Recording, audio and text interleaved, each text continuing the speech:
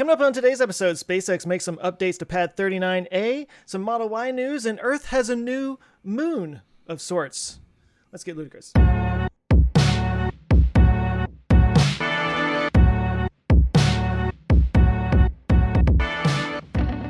Hey there, and welcome to Our Ludicrous Future. This is the podcast where we talk about all the cool future stuff that's happening today that's going to make tomorrow crazy.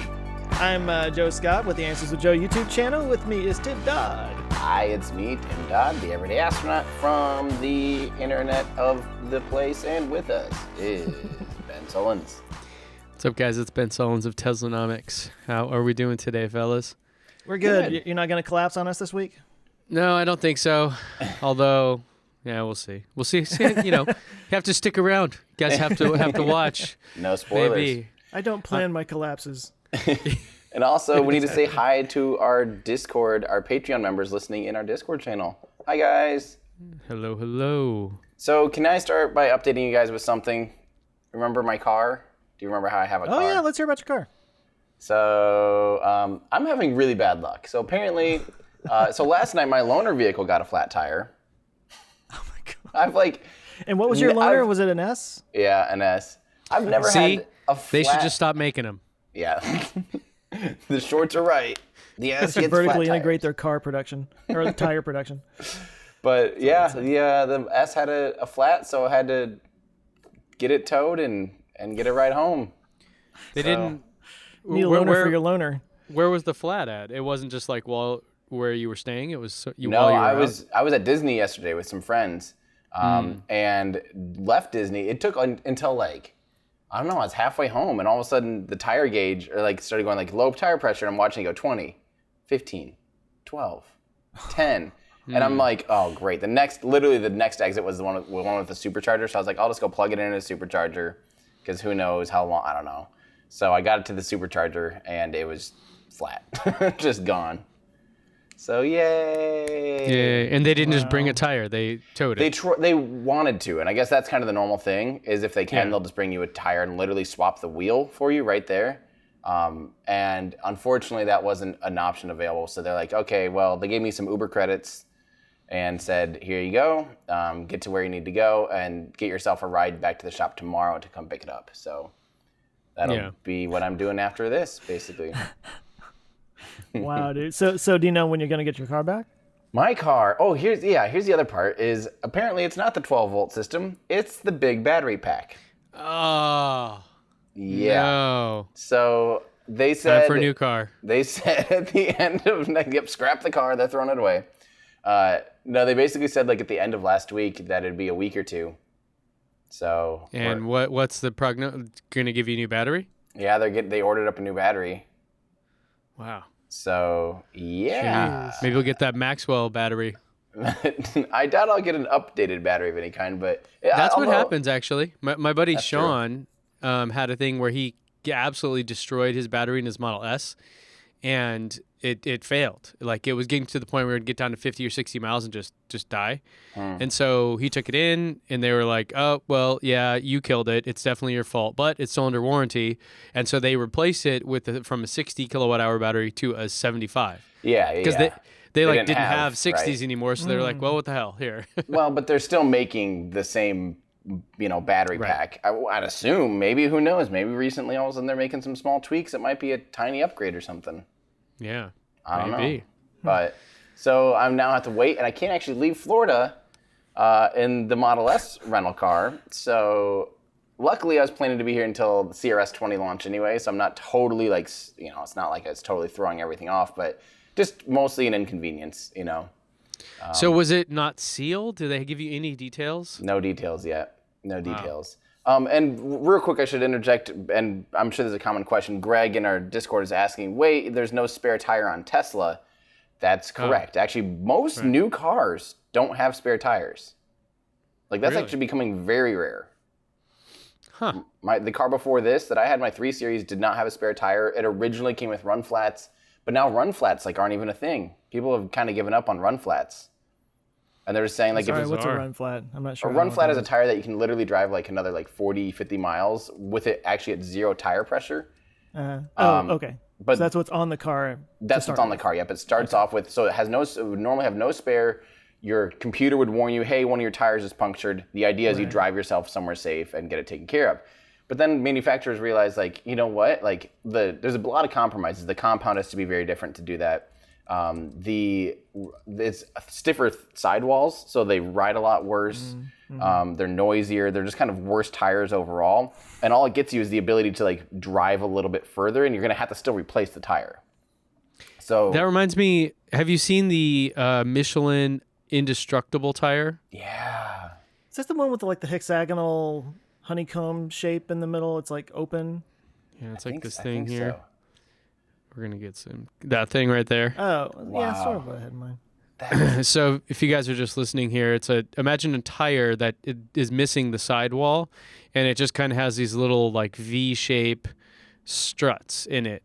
It kind of looks like the Curiosity rover's wheels, just a little bit. I want that. That's awesome. So imagine how much longevity they have, though. Because I mean, that's a lot of flexing.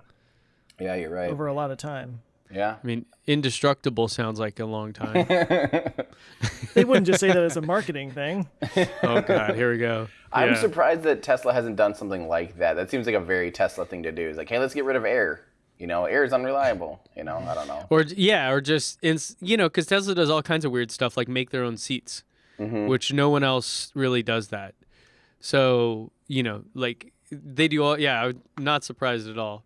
I wonder if there's a big advantage there, though. Like, what would be, Yeah, I guess they'd probably have to really go down to first principles and see, can we make this better? Or, like, are we going to spend so much time and money and basically not make a difference? I think we got to stop somewhere. I think the two factors, alone. I think Joe's right. The big factor probably is longevity of it. And then also, like, ride comfort, I'm sure was really hard to match and actually have it perform like a normal car tire, have the same stiffness and flexibility and I'm sure it's hard. Traction, Yeah, absolutely. Tires are something you don't want to have bad ones on your car, That's where the rubber meets the road. Quite literally. Literally. Yeah, so that's where the phrase came from. So that's where what's happening to me. So hopefully I'll have a car back in about a week or so. Not ideal, but luckily, again, it didn't happen to really change my plans too much, and luckily they gave me a nice car that now is a flat, so yeah. Not really Tesla's fault on that end, obviously, but yeah, whoops. Has it convinced you that the Model S is a far superior vehicle yet? I strongly disagree with that statement, more than ever, honestly. I will say that there's some parts of Autopilot 1 that you're right, Ben. I do like...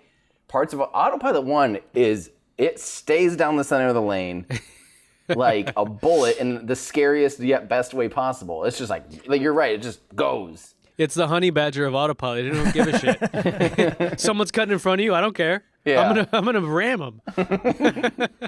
But it does not care. It's the things that I don't like about the S in general. And I had the same consensus when last year I had an X out here for a little bit, for a week.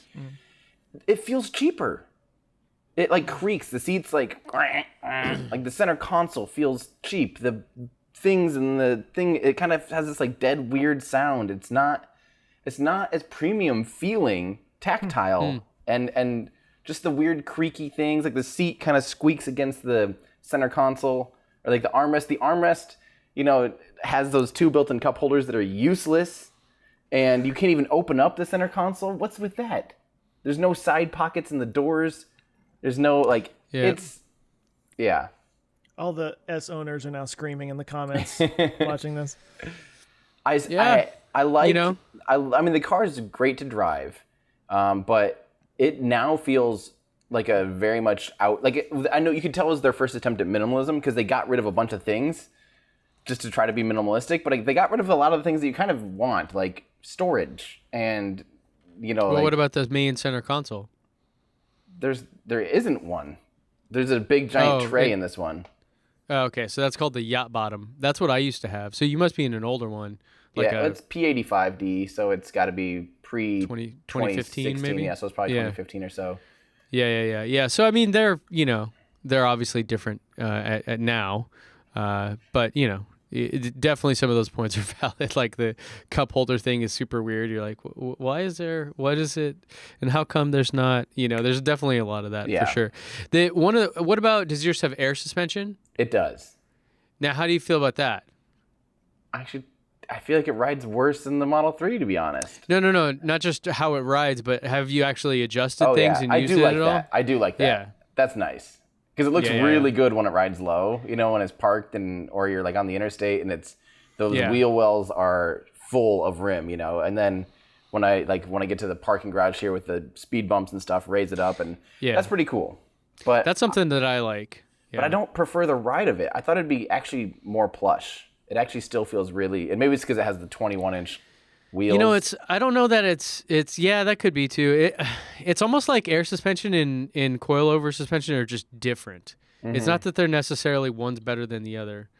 And it's funny because I just did my X review and I talked about that a little bit. And where I live, the roads are such shit that it doesn't even matter. Like you could have the most luxury suspension of any car in the world, and it still feels like you're off-roading, just going down the freeway. It's crazy. So who the hell knows? Ben's got potty mouth this morning. If you're a parent, he's apparently sick of being sick. I'm a parent. Well, I want my kids to know how to cuss is the deal, right? Yeah. You see kids when they're young and they just learn how to cuss and they start throwing them out and they're using it wrong. I want them to use it correctly, Parenting 101 with Ben Solons. That's right. So speaking of Tesla, wasn't there some stuff going on with Tesla here? Are you gonna have to be doing push-ups or what's the deal? I hope so. I really do. The Model Y apparently is coming to a delivery center near you, and that is reportedly going to start on March 15th. Wow. Okay, so both of you guys have reservations, right? That's correct. About all kinds of things. But about the Y. But you haven't gotten any emails yet. I guess it's just select people right now. Yeah, I'm not a select person, so I've not been invited. Oh, you got in the media line at the Cybertruck event. I was jealous about that. Well, I was hoping that they would just let me borrow a Model Y to do a review of, because typically they do those kind of things, but it sounds like that's not going to happen because it's so soon. Or maybe it will still. Maybe it'll be like the week before deliveries. Hey, we got one. Fly out here. Yeah. But yeah, so in terms of now, the first reports were that this was performance models only, and then other people were stating that it was rear-wheel drive options, and then other people were saying all-wheel drive. So it's kind of up in the air, and even Canada has some people getting these emails, which is surprising / not surprising. I'm not quite sure. And but anyways, it's coming soon. I do have someone in San Diego that got this email that let me know. So hopefully if they get delivery, I'll be able to do a review for folks and kind of give some more behind the scenes looks. And but yeah, here it comes. Model Y very, very soon. Wow. Sweet. That's crazy. I feel like there's not nearly as much. Remember when the 3 started kind of rolling out? People were just, I don't know, there's a lot more excitement over it just because I think it was kind of the first real mass market one for them. So people were so excited to see, how big are the wheels or what's the thing look like, and there's all these rumors flying constantly around that vehicle. And I just feel like this is a lot more cut and dry, yep, here it is. It's the boring Tesla for sure. Yeah. Well, there's a lot more drama around the 3 because production hell was in every single headline about it, and Elon was talking about that, and it was their first big mass market car, and it was make or break. And things does it have a heads-up display? Do you remember all that stuff? Yeah, we didn't even Still know. hear that. Yeah. I really don't like heads-up displays, by the way. I don't know if you've driven a car with one. I do not prefer it. I feel like I would go cross-eyed. To me, it's distracting, honestly, because I'm looking at it going, wait, what's that number there? I'm focusing on those instead of the road. It's I just need a separate screen, to look at. So I think about when a bug smashes into your windshield right in front of you, and you just can't stop. You can't uncross your eyes when you're trying to drive. That's what it would be like for me. Yeah. Yeah. But yes. So hopefully they'll come soon. Tim, do you have the performance model reserved? Yeah, that's what I reserved. And you haven't got an email? No email yet. Nope. Let me see. Maybe, I mean, today is my birthday, so maybe we'll get an email in. Oh, happy birthday. Today's your birthday? Yeah, What are you, today's my 20, birthday. 22 happy now? birthday. Thank you. I am a whopping 26. No, I'm 35. Good. I'm going to a birthday party on Saturday for a friend of mine who is a leap year baby. She was born on leap day. Oh, wow. So this is technically sweet. her 12th birthday. Wow. Nice. That's funny. Yeah, no, I think that was close for me, actually. I don't know. I don't remember how that works. So is her birthday always on a weekend? I don't know. No, I it don't happens to think be so. this year. You know what I don't mean? think Like, because isn't it every year your birthday advances by a day? Like, or the day of the week changes Like by a day. the day of the week, yeah. So if it was Yeah. on a Monday, then it's on a Tuesday, then it's on a Wednesday. For her, it'd be every 4 years. 4 years, so it wouldn't be every weekend. It wouldn't be every weekend, but it would be, I mean, but every Just- third. Just every 4, yeah. Too much math. Yeah. Yeah. See, these are the things where my brain is like, wait, how would that? Oh, Right. I just fell apart. I don't know. Oh, I can't take back what I just said. Oh no. was that it though about the Y? Nothing else crazy except that they were starting to get deliveries on them, or There- delivery yeah. emails. Yeah, it's coming soon. I actually have, when I log in, it says, now it says prepare for delivery. So when I'm logged into my actual thing, it says, it looks different than it did before. Really? Yeah. That's crazy. So I haven't got an email or anything, and there's nothing here that says like, go, check out your date or anything like that. It just says next steps. As your delivery date approaches, we'll contact you, blah, blah, blah. I really want to get a hold of one early so I can do, testing and review and all those kind of things. Mm-hmm. But I do not want mine to actually be an early one because I had that with my Model 3, and I do not want to go through that again with this car. Yeah. Yeah. So- for sure. Cool. I mean, is this the first one they've put out on time, maybe even a little bit early? Oh, very early. And for sure, Yeah, it was right? supposed to be. It was supposed to be fall of 2020, I believe, Really? originally. Yeah. Wow. Okay. Yeah, And 2 it's like- quarters early. Yeah, like not even. Is it spring yet? When does spring technically start? Actually, March 21st is the first day of spring. There you go. Oh yeah, yeah. Well, it this definitely is will be the. in Q1 if it starts delivery in March. It's This will insane. be on the Ides of March, actually. Is when- Ah, I don't know what that means, but yeah. Someone doesn't read Shakespeare. Oh, I always do. By the way, how do you Julius read? Caesar was murdered on the Ides of March. It was a Yeah. literary reference. Thank you. In history reference. How do you read Shakespeare? By the way, because I always hear people say that, and then I try to do it, and I was like, this is a play. I'm reading a Yeah. play. I'm not reading a book. That actually has always upset me about the way that Shakespeare is taught in schools, because you read it, but it's not meant to be read. It's meant to be Yeah. performed and seen and watched, Right. That'd be like, hey, have you read Mozart? You're like, You're just staring at the The sheet music. like, oh, yeah. you're like, oh, fascinating. Ooh, and then he did that. C That one sharp goes up. minor. Interesting. this Yeah. one goes down. Yeah. Ooh, Mixolydian. What's happening here? Ooh, so exotic. Allegro. So is that all for Tesla this week, or was there anything else that's exciting? We kind of went down a weird Yeah, we did. weird tangent. That's there. what we do. That's what we do. That's what we do. Yeah, there's some other stuff going on. This I thought Look at this all is those batteries. A bunch of double A's. yeah. Sorry, people who are just listening.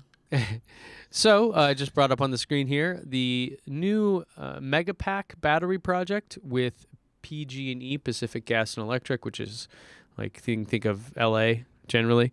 And this is so the new battery project with PG&E and Tesla and a few others was approved recently, and now they're gonna go start on this project of installing one of the world's largest battery backup systems for PG&E customers which is generally like around the Los Angeles area. Wow. Now this one has these Megapack things, which are different than the Power Pack.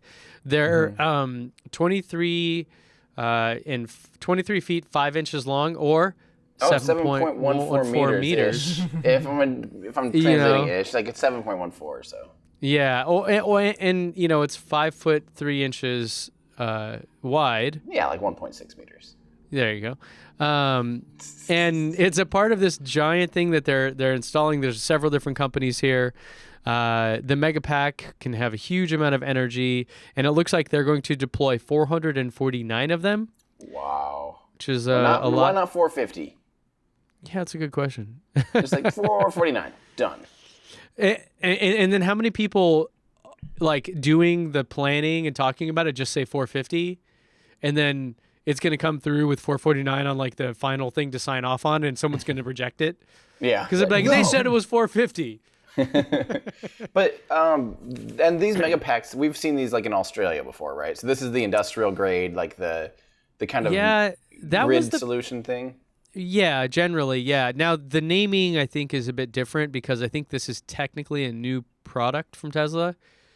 But, it's like a 25 versus 32-ounce jar of mayonnaise. Like, is it a different product just because the jar is the different size? It's not like there's something majorly different here, other than the packaging of it. So, yeah. So, this was Monterey County Planning Commission unanimously approved this. And it's going to be a big deal. So renewable energy coming, battery backups coming, and more good stuff for Tesla Energy. This is honestly, I think, one of the biggest bright spots for Tesla. Like it's just such a less controversial, less difficult thing. Like you don't really need to market this, right? You just kind of say, "Hey, it works and it's going to save you money." Okay, good. Like that's what I like. Okay. And like, oh, have you done it before? Oh, yeah. We did this one in Tau, and then we did this one in Australia, and we did this one in Kauai. Yeah. And you're like, okay, cool. You've done it before. It's going to save us money. It's good for everyone. Let's do it. It's like a much easier thing than like, your Mercedes sucks. Get this one. This is like how you have to market cars sometimes. So do you know, is this going to be sort of like taking the place of a gas peaker plant kind of thing? Like, is it only going to kick in when it's over volume or whatever? Or are they going to like store energy from wind and solar and then at night use that at night kind of thing? Yeah, it's for energy storage. So it is going to replace 3 gas power plants, it's saying here. Oh, wow. Okay. So really? That will be great. And usually the way that these things work from what I've researched is the peak demand is the biggest problem. So for a video, I'm doing a bunch of research, and it looks like most power plants in California operate on a consistent basis below 50% capacity.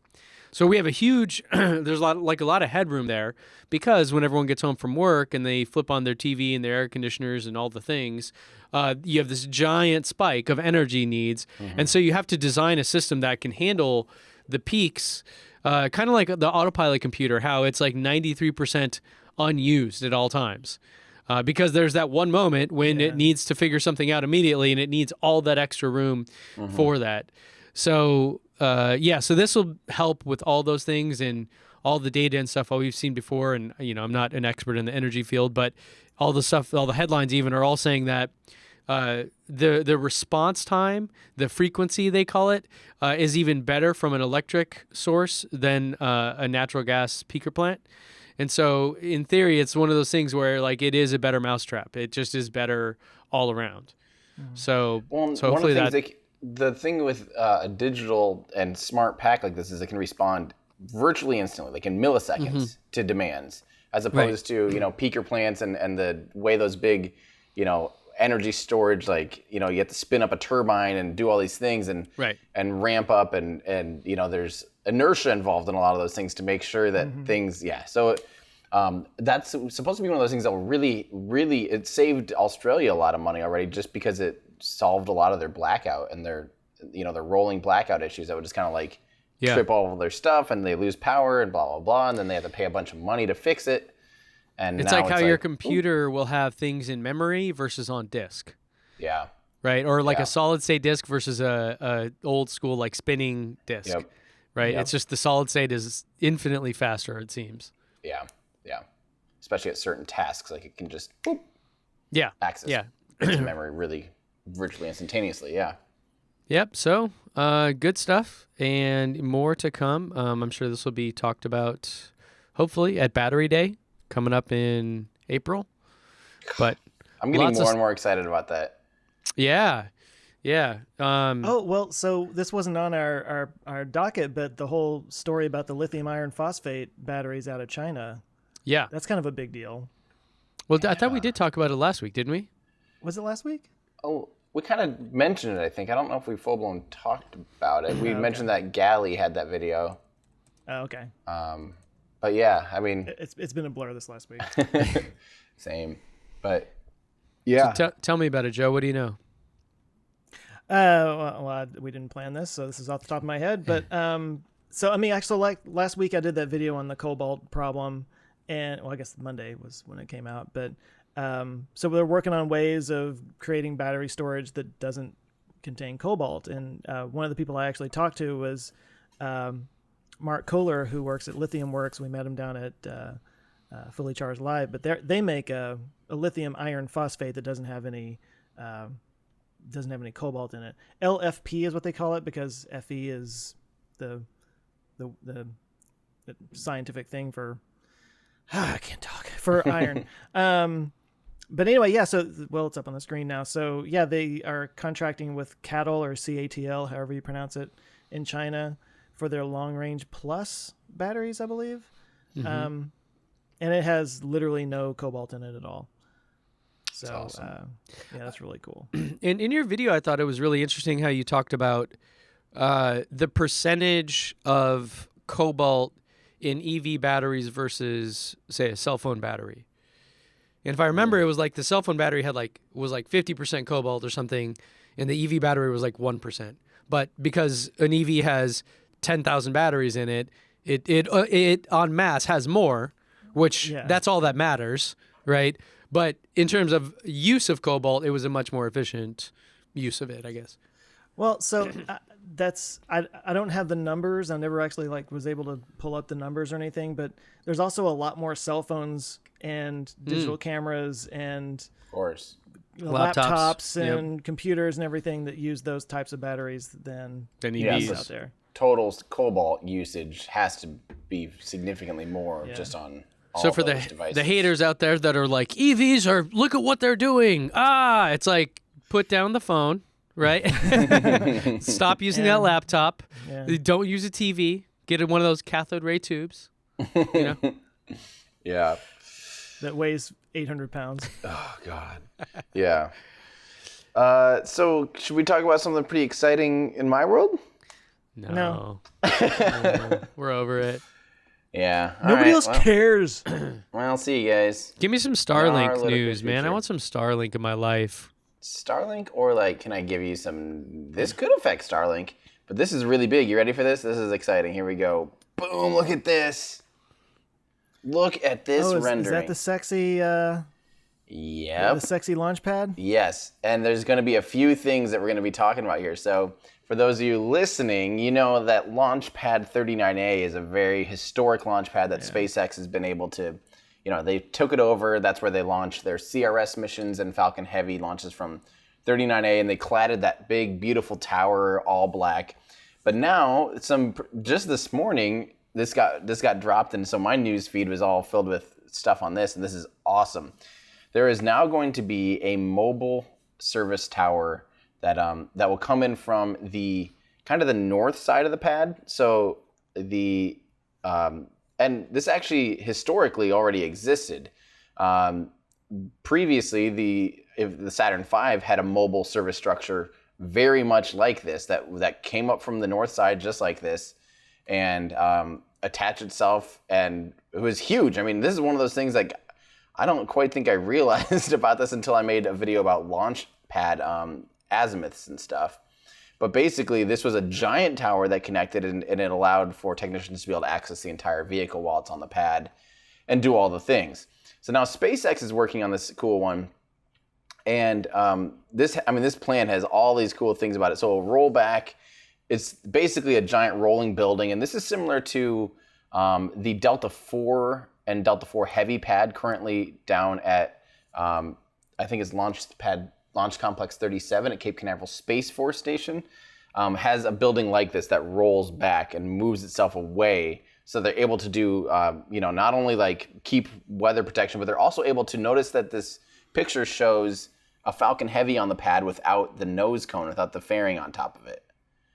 This will allow them to do vertical integration of payloads. So if you think about it, like when the way that Falcon Heavy and Falcon 9 works is when it's inside of that horizontal integration facility. Notice it's called the horizontal integration facility because they lay the rocket down on its side. When that's, they'll lay all the rockets down if it's a Falcon Heavy, and they'll combine them on its side. They roll it out, they connect the payload to it on its side. They roll it out to the launch pad, and they stand it up vertically. Now, the hard part about that is now you have to design a payload. Your satellite has to be able to handle loads, like 1G sitting sideways and hanging off the side of a thing, and then stand it up vertically and handle, 3-4 Gs of acceleration or whatever in that vector too. So that's not always that. It definitely limits your potential for customers. And this is mostly in response to the NSSL launch program, basically the National Security Space Launch Program, that is kind of all started around what's known as the EELV, the Evolved Expendable Launch Vehicle. So this is more letters here. Yes, exactly. This is a whole historic thing of how we ended up with like the Delta II, the Delta IV, and the Atlas V. All came from this Evolved Expendable Launch Vehicle. And nowadays it's kind of being renamed because we're not expending vehicle. The Falcon 9 is the Falcon 9 is considered part of the Evolved Expendable Launch Vehicle, but it's not an expendable launch vehicle. So they're having to rename it that. Anyway, so this is all so that the Falcon 9 and Falcon Heavy can really be hitting every single checkpoint that the Air Force and or Space Force and or National Security, the NROL, National Reconnaissance Office or whatever, all of those other people that want, really expensive, crazy payloads in space. Now this will basically certify or potentially be able to certify SpaceX to be able to handle any type of launch for the Department of Defense, which is a pretty big deal. And you'll notice one more thing about this. Notice the picture. Do you notice anything different about this Falcon Heavy? That fairing looks the fairing looks different. Really long. Yeah, that fairing is huge, much taller. And remember how we've said in a couple times, they can't stretch it anymore because they're at the absolute peak of their fineness ratio. I have to take that back, I guess, because apparently they're looking at stretching the fairing. Yeah. Or did the graphic designer just get a little excited with the Photoshop? No, I don't think so. I think the whole picture is just squeezed. They're like, oh, actually, we just exported. Yeah. No, this is, I really only had a little bit of time to kind of briefly go through this, but I couldn't find the actual new dimensions. But it does appear to be about 20% taller. So that would offer a substantial volume change. And that would also, again, put it into the same class that the military needs. And one of the things that SpaceX has been doing, notice that, Starlink is so stuffed in there. SpaceX is going beyond, or it's speculated that SpaceX is kind of going beyond what they would even sell to their customers, because normally you have to have some kind of gap, we'll say, 0.3 meters between the inside of the fairing and your payload. And people are kind of sitting there going, well, I think Starlink goes beyond what they're recommending to their own customers, maybe as a way to be able to be like, hey, look, we've done all these launches and we feel comfortable now having payloads that are exactly 5 meters wide or something. And then with the stretch payload being able to have more volume too, so they can fit and fulfill literally any of these proposed contracts. Yeah, I was going to say, did they stretch this specifically for a thing? Because it wasn't, they've done that before, right? Is it Starship or something where it was like, oh, we, NASA's like, hey, we need to do this thing. And they're like, oh, we happen to have just changed our design to fit that thing perfectly. You're like, huh, it's weird. In general, yes. I mean, the consensus is that there's likely literally a type of payload that fits in there, and that SpaceX is basically trying to bid and win this contract, and therefore proving that they can do this, which is really cool. You have to look at the pictures. Definitely pull it up. Tian K in our Discord has thrown the drawing into our Discord, so for those people listening in Discord can check it out. But it is a beautiful render. It looks so cool.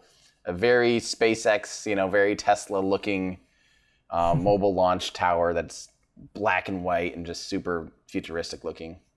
So, and it should be mentioned, I know a lot of people will be asking about this, that Starship is supposed to launch from 39A, but it's not going to be launching from that mount. That mount is going to be basically exclusively for Falcon 9 and Falcon Heavy. Starship, they're already building the flame trench, and from that picture that we were just sharing, it'd be like directly between us and the camera.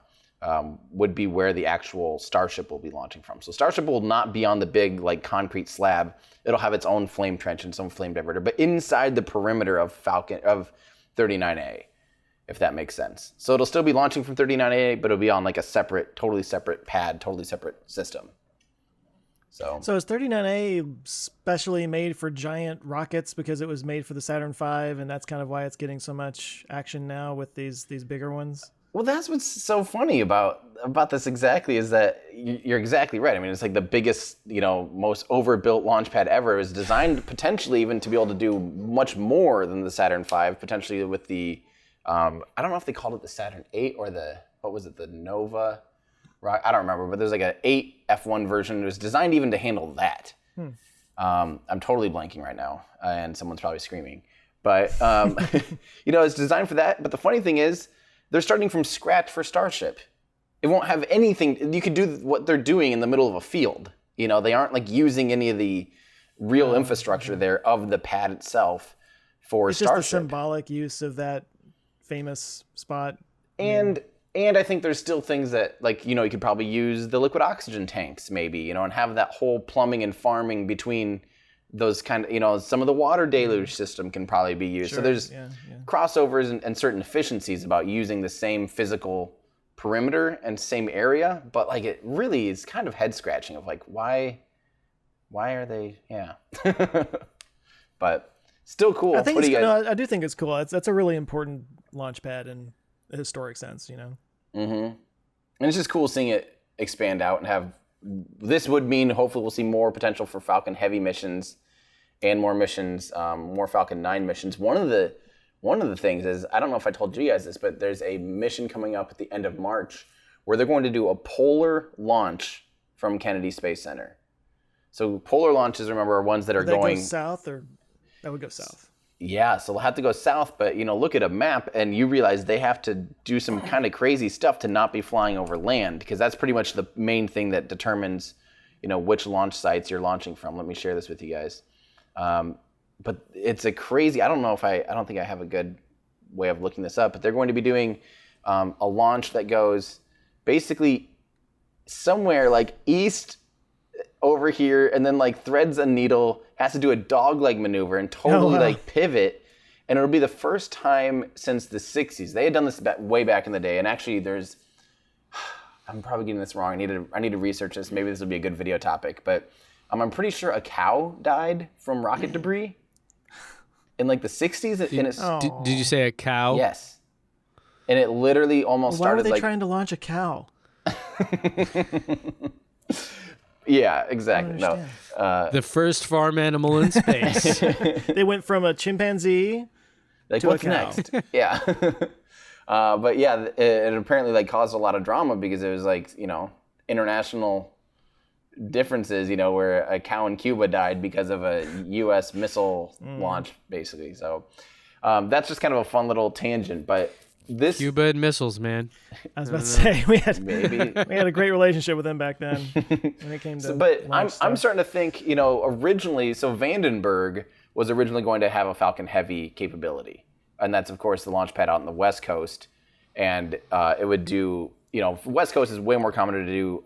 You can fly straight south and go on your polar orbit because the California jets out to the west there, so you can fly straight south, not fly over people, no big deal, and forever, it was assumed that the launch pad out there would be able to do Falcon Heavy, and it was kind of told to us that they could do Falcon Heavy.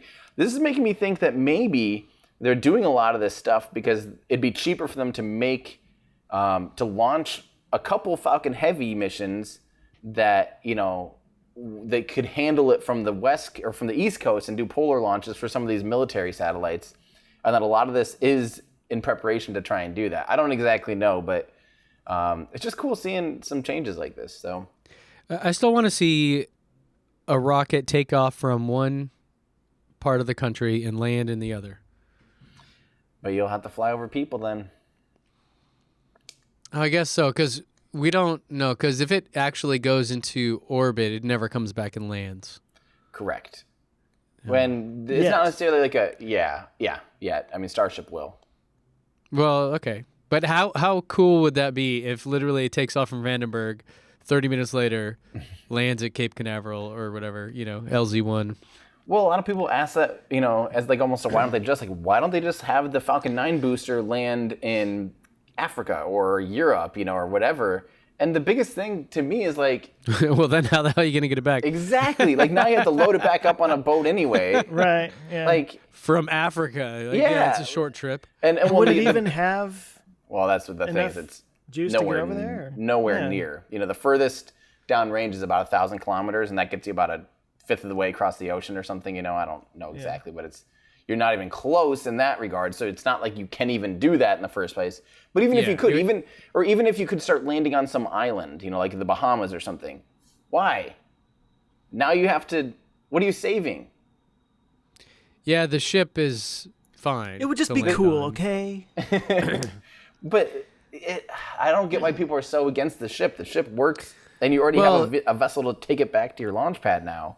For the Starship and the future stuff, that'll be part of the thing, right? Or the idea. Anyways. Yeah. Well, I'm guessing Starship we'll rarely see a full Starship launch on anything other than like a ocean platform almost. Yeah. That's my guess, just because it's so big and stuff. And mark my words, I think they'll be like big, huge, like oil rig style platforms. Because that's what they showed for that point-to-point transportation thing way back in the day anyway. And I think there's a lot of truth to that. The more I think about it, I told you guys about that kind of with Boca Chica type of stuff.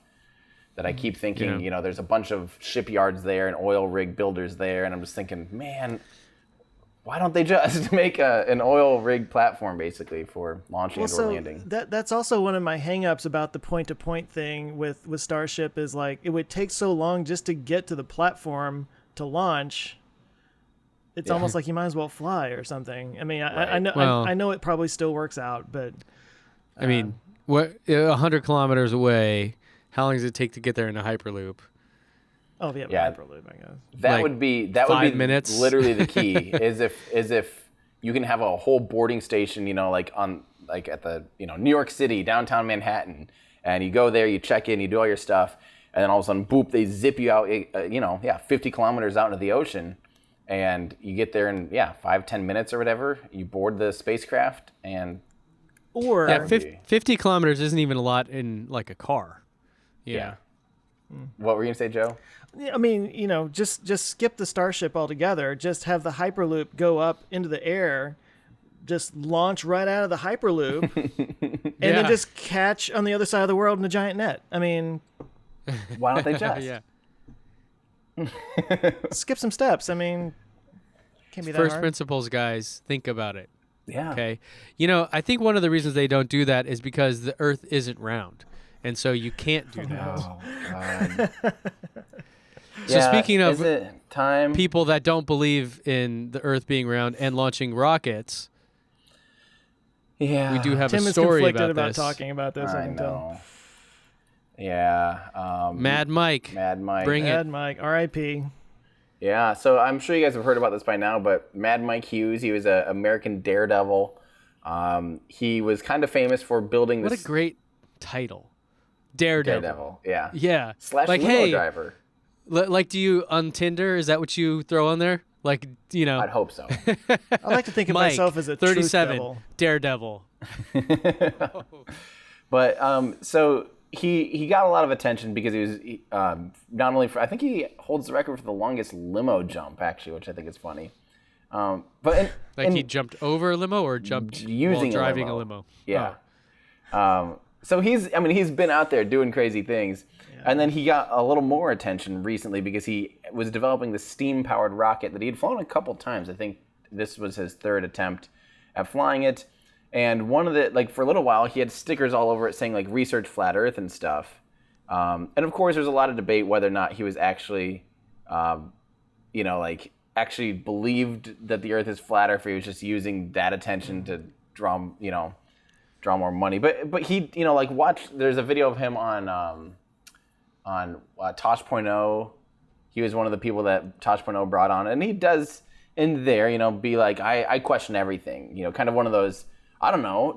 Have you ever seen the curve of the Earth? So therefore, that's what I want to try to prove someday. He kind of had that attitude, which is worse than, or it's, in my opinion, that's better than the people that are just like full blown hardcore going out there saying, they're lying to you and stuff. But Tim's trying to be nice right now. Yeah, I'm trying to be nice. But anyway. So what happened? Give us the news, though. What happened? So last week, he, and this is crazy because I literally knew this was going to happen. I remember seeing his thing and I was just like, oh man, this is not going to end well for him. Built this, uses steam-powered rocket, and steam, of course, can be a propellant. You just heat it up, that phase change, and all that pressure can shoot out, and you have this pretty decent rocket. But the idea is, he launches himself up to a max altitude of like 450 feet, 500 feet, so 150 meters. So climb a hill. Just go into a building. Go into a tall building. Get on a Cessna in the first 3 seconds of altitude gain. Like climb out, you'll be at that altitude. Like basically, so he launched himself in a rocket. He launched himself in a rocket, and what happened is, literally on liftoff, you see, we're not going to show it because I already got enough flack for showing it on Twitter, but the parachute immediately just deploys on the launch pad. It didn't go with him at all for any reason, and therefore he went up and just came straight back down. It's pretty brutal to watch. Yeah. Well, it's like when you realize there was a human being in that thing, it's like, ooh. Yeah. And then unfortunately to see a big puff of steam about 10 seconds later, 15 seconds later, after it, coasts and falls and hits the ground, just a giant puff of steam. Yeah, you realize, there's human life on there. Yeah. And it's really a shame. I was really confused by was how it can be called a rocket when it uses steam. And then I started researching that, and it looks like that it's called a steam rocket engine, but it's never put a person in space. Oh, definitely not. But rockets don't need to do that either. So what is a rocket? A rocket is literally I'm really confused now, because I thought a rocket launched things to space. A rocket is actually... Rockets don't get up there. But that's why it's called a model rocket. A rocket... It's not a rocket. Technically, there's almost no difference between a rocket and a missile. Right. And a rocket is technically just the term of the engine. So we're kind of saying it's really like a rocket powered missile is really or a rocket powered spacecraft or a rocket. The rocket is just literally kind of the thing that shoots a bunch of stuff out the back really fast and makes you go the other way. So if I go to Del Taco and then I go sit on a surfboard in the ocean, I am a now human powered. I'm a Del Taco rocket. That is propelling myself through the ocean? Yes, in a sense, yes. Okay. So for some reason, my computer's kind of messed up, so I can't. I was just going to look up the general definition of rocket, but I think it's a little different than what people expect it to be. But yeah, I guess that's when I saw that. That was my first thing. I was like, huh? How is that a rocket? It didn't even that doesn't count. Yeah, it does. But so this brings up we were talking about this last week before we started filming about just we don't really talk about flat Earth because it's kind of one of those things the more you draw attention to it, maybe that's just the worse altogether. What do you guys think? That's what they want? It helps it. Yeah. Right? I was listening to Ezra Klein on Armchair Expert, and he was talking about how, what terrorists really want is media coverage and for people to be afraid. Yep. And so even though, a terrorist attack will kill 50 people, which is, nothing considering how many people die every day from, say, smoking or car accidents, it instills fear. And then that's the thing. And so by giving it attention, you're feeding it. Yeah. So I think Exactly that's what they want. your point, right? We've shied away from talking about flat Earth because, well, the Earth is not flat. So it's kind of a stupid thing to even consider. But here's a guy that, I mean, if there any credit I would give to him is just the conviction he has to do something like that is absolutely insane. I mean, it's commendable. Someone would believe something so absurd, so deeply that he would actually, end up killing himself for it. It's amazing. So that he has that level, because I think most people are fakers. Most people are like the contrarian. I get sucked into this and it's dumb, but like I don't think people I think people will really believe something stupid like this to a point. He went beyond that point. Yeah. So and you got to commend him for having that. I've heard many people say that, and here's why I disagree with it. And I don't mean to assign motivation. I don't know what was really going on in his head or anything, but like, I mean, Tim, how high did you say that thing went? Like 150 meters or something? Yeah. I mean, if he really wanted to prove whether or not the Earth was flat, take a balloon, or get on a commercial airplane, or hitch a ride on. There's a million different things he could have done that were safer. He was a daredevil, and I feel like he probably used the flat Earth thing to either raise money or just get attention. He may have actually had that conviction, but I think it was still kind of a marketing thing for him. Like if he really was interested in proving it, there would have been a million better ways to do it than what he did. Yep. So again, I don't want to assign motivation 100%. to people. I don't know what he was thinking, but that's my interpretation of it. No, I think you're 100% right, and I think that's kind of why I don't want to, like, this topic, I don't want it just to be about Mad Mike Hughes, because I think that's a totally different thing. He was trying to raise attention, raise money. I think his idea was like to scale this up. For now, he's just trying to do these crazy stunts so that he can be out there and he can be the one to really determine whether or not the Earth is flat for himself, basically. Like, that's kind of the narrative that I've understood. Yeah. Which is, again, as Ben said, like, there's something at least respectable about the idea of, like, you're right. I mean, he died. I don't know. So let's not like focus too much on this. I had this debate last week. The reason that I really wanted to, and that we were going to be talking about this on Twitter, unfortunately, where a guy started off asking a lot of just like really good questions about the Falcon 9. It was after the landing failure, he was asking like, why aren't we seeing more about the landing failure? Like where's the video of it? And I'm like, oh, it's normal for them to not, like, they don't have to share it. Sometimes they do later, with this or that, but you can kind of see it here in this video. And he's like, well, isn't it a really big deal when it doesn't land, And I'm like, well, it's still not the prime mission, and all that stuff. He's like, well, why didn't your cameras get it? And I'm like, well, it was, 400 kilometers away, so the landing, so I'm not going to be able to get that because it's unfortunately around the curve of the Earth. And next thing you know, like, I'm just sitting there following into his little rabbit hole, his little spiral, his trap. So then he starts going, well, he's like, well, what about this? And he starts posting links of like SpaceX is faking it, ISS stuff. And like what? And so I took a video that he took. Do you guys remember that launch forever ago? I don't remember what it was, like SEOCOM or one of those launches that launched over California, and everyone saw the big like ghost whale in the sky. The plume, yeah. The plume. Everyone thought it was North Korea. Exactly. So he shows me that video, or this video that a flat earther put together, saying like, look at the camera. How long before the camera's gonna cut? Because it changes angles from when the camera goes through the frame, and then they switch camera angles so that tracking the rocket. And they're like saying all these things, and so I go, oh my god, dude, that video has so many things wrong with it. I don't even know where to start. And he's like, it has so many things wrong with it, but you're not even gonna. You can't even point one out, so that triggered me, and I'm just like, all right, here we go. And I probably had 40 or 50 replies at 1 minute and 32 seconds. He says blah blah blah, but the actual thing is this can't be compressed. He was claiming things like it's being filled with helium, and that's how it flies. And he's like, they're putting in super chilled helium. That's why helium is rising off the rocket, and it's like, first off, why would you chill helium? All you're gonna do is make it more dense.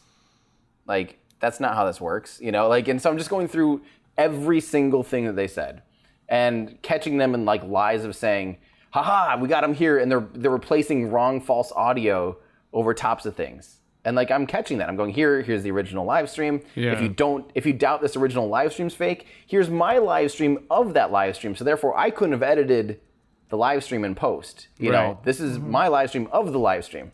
So I know that this is the actual audio. Like went through thing by thing, and it just got to the point where I realized the guy he's not listening at all. That was my question. Did you convert him in any way? Not at all. It's a giant waste of time. A giant waste of time. I spent probably 2 hours. That's why I don't talk about it. It is a giant waste of time. Yeah.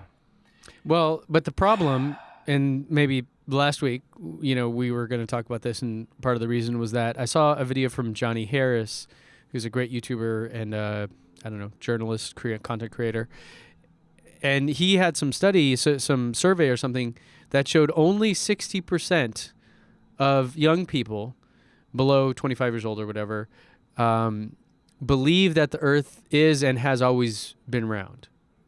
60%. That means 40% of people either don't believe it or have not always believed it. God. So that's a scary number, and I think that's where you have to look at this and go, it's so dumb and it's so absurd that we have to kind of just point these things out when they're obvious like that. And part of his video explained kind of really interestingly that this whole flat Earth thing is so new. It's like very, very new. There haven't been flat earthers forever. Like there was in Greek philosopher days when we didn't know that the Earth wasn't flat, and then they figured it out really quickly, and then it was like hundreds of years of nothing. And then all of a sudden there was like one scientist who did something with a really long river where he ran a flag on a boat down it and saw that it didn't sink. And even though it should have. Have you guys heard of this one? It was like, it's probably flat earther, Bible type content, right? And then again, someone disproved, in those days, and this I think was 18th century, someone disproved why that experiment was flawed and didn't work, and then it was dead until the internet, until social media, until we now have a motivation to to belong to a group that will have us, and there's nothing more. There's a no more welcoming group than a group of yahoos that believe something that's not true. They're like just the cultish vibe around all the conspiracy theories are very welcoming to anybody that even lends an ear to the credence, because then it gives them more validation. And we as humans just want to be validated. We want to belong. It's a very human nature kind of thing, that this phenomenon. Whereas before, these things would exist down at the, corner of the bar with the, 3 people talking up crazy stories. Now it's on the internet where anyone in the world can go view it. And I think that it's just a weird phenomenon that's happening here. So it's insane that this exists. But I think it's important to, to shine a light on it a little bit. I feel like it's reflective of, and I'm going to stumble through the wording of this because I don't know exactly how to say it, but I think it's reflective of a mindset that seems to be growing, that you got to do your own research. You can't listen to experts anymore. We used to have experts. We used to say this person has spent his whole life studying this, so how about I listen to that guy? Right. And now it's like, no, you gotta see it for yourself. And I've become really irate lately with that mindset. Whenever I hear somebody say, you got to do your own research, I'm like, no, you don't. Like there's armies of PhDs out there doing this research. It's up to you whether you want to listen to them or not. That's all it comes down to. And it's like when people say, you got to do your own research on this, and I'm like, oh, you're doing your own research? Are you going down to Antarctica and drilling in a mile-deep ice core and finding bubbles from 100,000 years ago and doing a spectrographic analysis of the composition of that air and comparing it to today and, seeing what kind of carbon isotopes? Are you doing that? No? I think I'll listen to the guy who did do that. I'm just Googling shit, and from there on, right? No, they spent 2 hours on Google searching for something that validates what they already think, and they call that research. So you're right, because the climate change denialism is the same sense where people all of a sudden have this like, scientists are bad, they're motivated, they clearly just want their research papers to be funded. And like, I love that idea that people will use that fallacy, that argument that there's a motivation of money or whatever, but then they won't point that on the other side of the aisle, which is like, maybe there's people out there that are motivated by their trillions of dollar industry that is absolutely going to be devastated when they realize, oh wait, we can't burn coal as much anymore, we can't burn oil as much anymore. Like, which one's more motivated, the entire global economy or one guy and his team of 6 people doing a research paper? Yeah, and the deal is that the bar to pass a research paper is very high, right? So even like, who gives a crap? Yeah, that's what I mean. So who even cares what the motivation is? Let's say their motivation is to make money and become famous, but they do it by doing actual research that is peer reviewed and treated and accepted by the scientific community. Then great. Then, because in order to even do something, it has to be real. Otherwise, it doesn't get it. Otherwise, you're just making a news website with some fake news nonsense. And so that's where, yeah, you're totally right.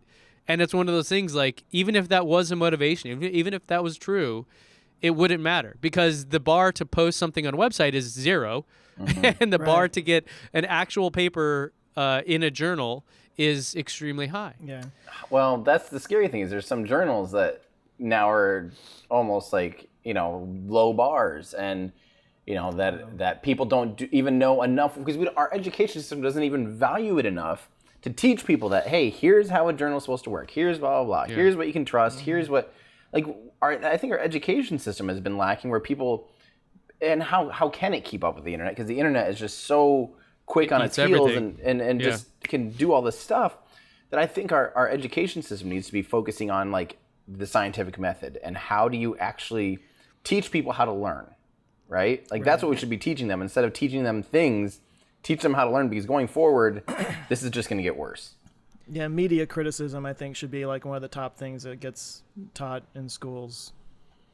William Randolph Hearst, man, it's all his fault. He started it. Yellow journalism. That was it. So, the psychology of the conspiracy theory or conspiracy theorist. I mean, there have been studies shown that if you believe in one conspiracy theory, you're more likely to believe in others. And I think a big part of it is just it really makes you feel good to feel like you know the truth. Right. You see through the BS. You see past what everybody else can't see. Yeah. It's a validating thing. We used that word earlier, but it also is just a nice little self-esteem boost. I'm smarter than everybody else. I see what's really going on. Well, it's confirmation bias, right? Of course. Yeah. Well, you believe something, and the more you believe it, and the more you find things, then it just it's reinforcing. I think the point that you made earlier, Joe, is totally totally the right one, though. That we're entering an era where if I can't see it with my own eyes, then it must not be true. Right.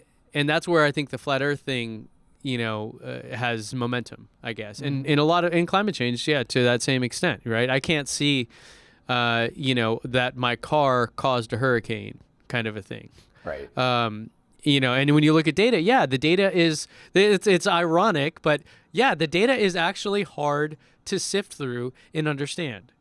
Yeah, that's why the people that do it have PhDs and have been studying it for 20 years because they are the only ones that can. Right. So even if you have data, it doesn't mean that you can just instantly look at it and go, oh, that makes sense.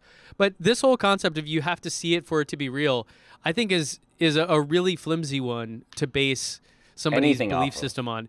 Right. Like atoms. Right. Yeah. Germs. Okay, what? Right. Germs must not exist because I can't see them. Right. Microscope? No.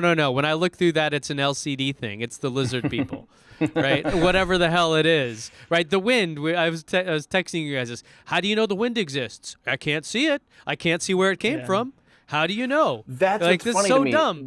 That guy that I was debating on Twitter, said like, how do you know that this is what happened? Were you there? And I'm like, well, no, but here's the video of it, and you're showing these other videos, and here's how they correspond. Yeah, how come your video's real, mine's not? And he goes, well, your I don't trust you then because you weren't there to witness it. And I go, have you ever been to the Super Bowl? And he goes, Yeah, right. yeah, I have. And I go, okay, well then have you ever been to China or Japan? He's like, what does this have to do with anything? I go, have you ever been to China or Japan? He's like, no, I haven't, but I don't get what this has to do with anything. I go, so how do you know it exists? Yeah. I made that show me point proof. in one of my videos. It was like, I've never been to Bangladesh, so clearly that's all a big lie. How do you know that? Right. How do you know that President Trump is actually the president, and he's not CGI? I've never seen him in person in my whole life. Right. Well, and that's I another was not thing there. is now there's well, with the deep fakes and the fakes. CGI and everything. I mean, you can fake anything. Wait, Joe, you're in space? I am in space. I've been When in did space this this whole time. happen? It was a green screen behind me. Oh, space green screen. Yeah. Dang it. If you guys That are was just great. listening, Joe just magically transported his camera to where he is now. And some in parts space. of some parts of his headphones, but not all parts of his headphones. I look like Broadcast Princess teleportation. Leia a little bit, don't I? Space and time. Of course, I get that You a know, lot. I've been thinking that for a long time, I know, yeah. but I'm glad that you it's not finally. unusual. I do have the gold bikini that I break out from time to time. Yeah. Nobody's Wait, laughing what? at that. That was weird. Okay. The I'll purple bring it back. bikini? I was messing around with the settings in Zoom because I was updating my debit card stuff, and I saw that, and I was like, okay, I got to bust that out this week. Just happened to work. That's amazing. I'm very happy about that. All I'm trying to do is do that same thing, and it's probably not going to work. And Yours will work better too. Considering I don't have a green screen behind me, that's actually pretty impressive, isn't it? Technology is amazing. That was Yeah, the Technology deep is fake thing amazing. and all that stuff is pretty concerning. There you go. yeah, now I'm buddy. looking at Starship. I'm just out here in Boca Chica reporting for you guys. See, Yeah. It works. Oh, now when but you actually spend the money and time to go down to Boca Chica, I'm gonna be like, Why? it's just a Why'd Zoom you do that? background. Yeah. But so I think the whole thing for me that's so scary is just that people seem to have lost trust in the system in general. And there's reasons to doubt and reasons to be like, man, this is shady or blah, blah, blah, blah. You know, I get the criticism, but overall, like, there's still an institutional way of learning. There's still when you work and deal with the scientific method, there is no faking it. It's the least egotistical thing you can do is say, this is probably wrong. Let me try to figure out why it's wrong and if it's wrong. And I'm going to continually try to prove that it's wrong until I come to the conclusion that, okay, I've tried everything. I can't get this to be wrong. And all my friends tried it. They also can't get this to be wrong. Therefore, it's probably true. Like, that's literally what the scientific method is, you know? Well, and that goes to your point. You know, one thing I thought about, Joe, that you mentioned was, like, when is a conspiracy theory actually a conspiracy theory or just a new hypothesis for a thing? Right? Like was it Galileo that 'Cause they're was kind of- imprisoned his entire life? Right. Right? And was Maybe not Galileo. entire life, but Yeah, but a Was good it- chunk at the end of it. Copernicus or somebody, one of these astronomers from very, very early times said, look, this is not, a blanket that God puts over the sun and has holes in it. Those are little suns as well. And we're actually sitting here, and it was, you're going to jail for the rest of your life and no one will ever hear from you again.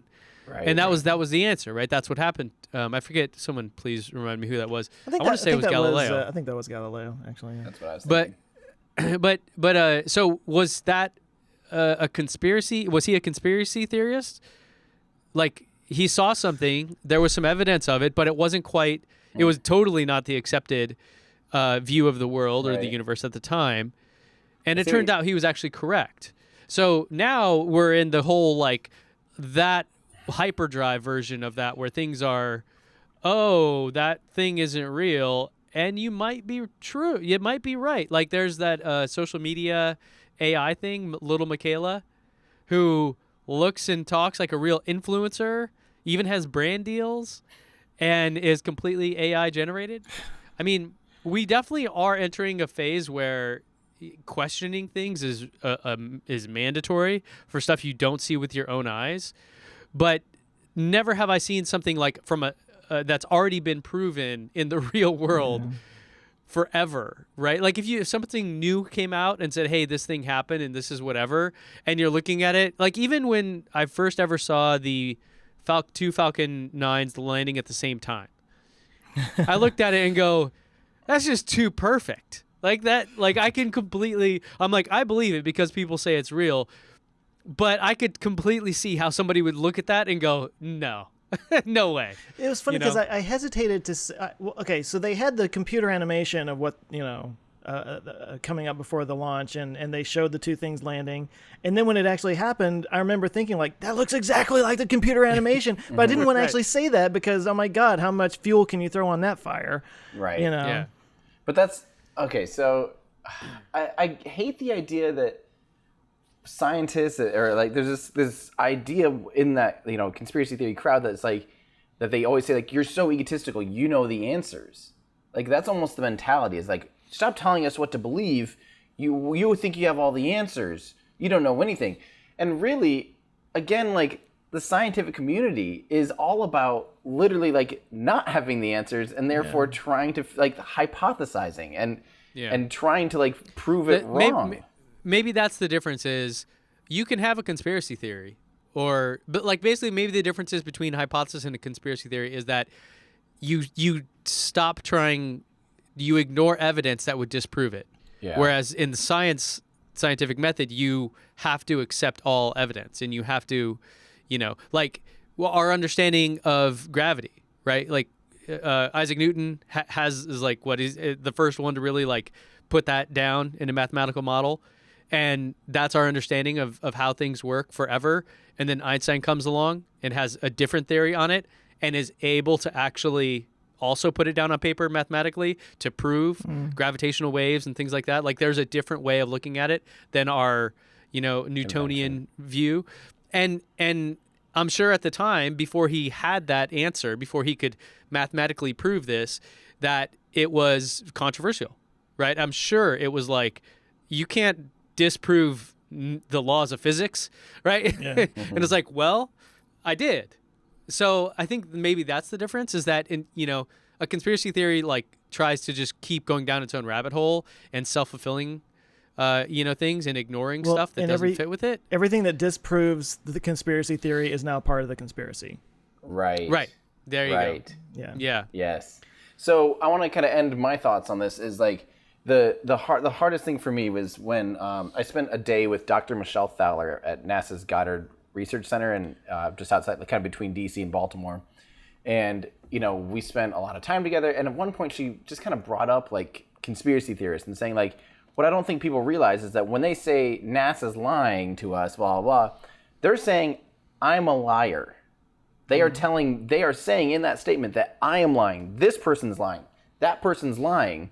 And she's like, that's sad because that, like, how diminishing of the work I'm doing. Like, I've been working on projects for, she's a brilliant scientist, And the other thing that was nuts is she said, the scary thing for us is we have been in the, 80s and 90s, where they're pulling the fire alarms, basically, the triggers for, look out, guys, some of the emissions we are putting into the air are destroying the ozone, right? Is like depleting the ozone, and the world went nuts and goes, okay, and everyone came to an agreement really quickly that, hey, maybe we should stop, we had like CFC bans and made it so like you couldn't emit exactly, worldwide, the whole world came to a consensus, immediately stopped it ever being a problem. She said, if we hadn't done that by now, we'd all basically be fried already.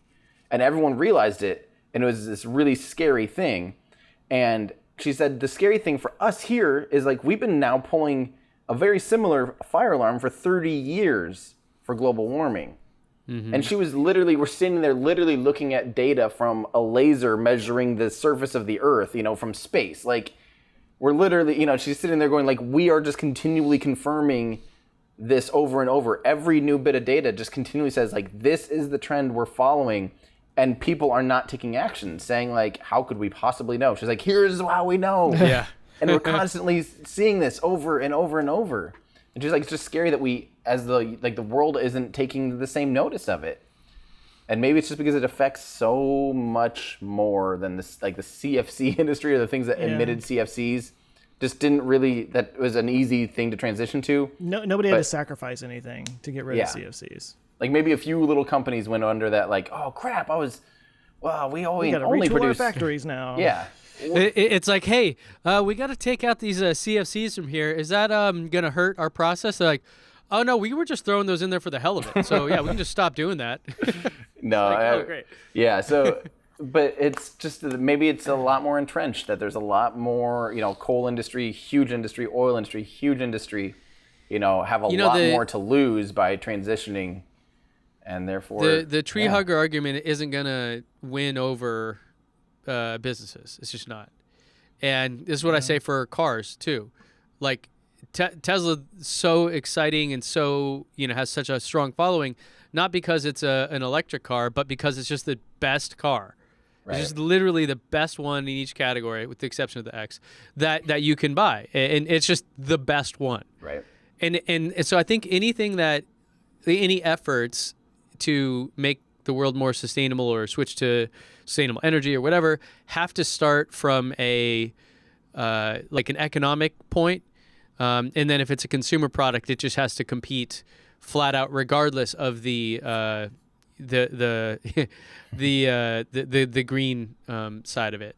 Right. I just don't think that en masse enough people care to actually choose something that would be better for the planet. Small, it's a growing percentage, but it's still not significant enough to really force people to change. So the change has to come, I think, Consumer from an level. economic standpoint. It has to just either, if it's a consumer product, just has to be the best one.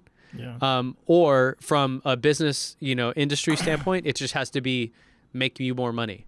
Because guaranteed, as soon as you can make more money on it, I don't give a crap what the other, I don't think people are going out trying to kill the planet. I think it's just, this is what makes me the most money. And if you have a better thing that makes me more money, I will happily switch to that. Yeah. That's my view of it. Because that's, if anything, the thing that people care about more than anything else. And for me, I think a company like Tesla that has made electric cars cool because they're faster, they have more, their particular cars have like the best technology.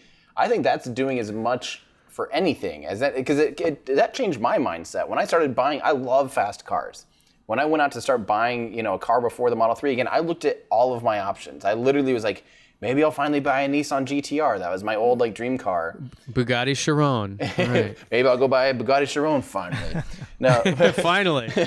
But no, it was all things were on the table. I was going to be spending, a lot of money. I could buy a nice used Nissan GTR, all these things. And it came to the point where all things considered, everything on the table, the Model 3 was the only one that was this fast. It could drive itself, could do X, Y, and Z. I love the idea of just being able to plug it in at home and still road trip with it and all these things. And the cost of running it is dirt cheap compared to a GTR, yes. But that was later, right? Though that consideration is after the fact, which is, I think, well, I came to that conclusion, obviously, when I actually fulfilled the order. Solar panels, for example, are a good example a lot of examples. I don't think anyone really goes around being like, I really want my roof to be shiny and have this big piece of glass on it. I don't think that's the only reason you get solar is because you want to save money. That's it.